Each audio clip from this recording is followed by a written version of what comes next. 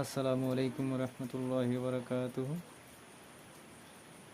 সম্মানিত দর্শক, এই যে দেখছেন, মায়ের কাছে সন্তান যত বড়ই হোক, সন্তান তো সন্তানই। মায়ের কাছে সন্তান সবসময় ছোট থাকে।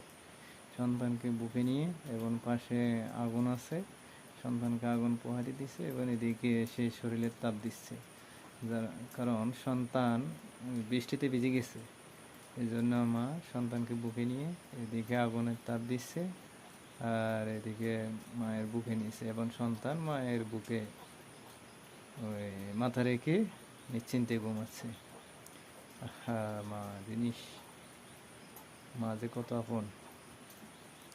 আর আমরা মানুষ মাকে কত অবহেলা করি। দেখছেন, কত আদর যত্নে সন্তানকে বুকে নিছে এবং সন্তান নিশ্চিন্তে ঘুমাচ্ছে। আল্লাহু আকবার, আল্লাহু আকবার, সুবহানাল্লাহ।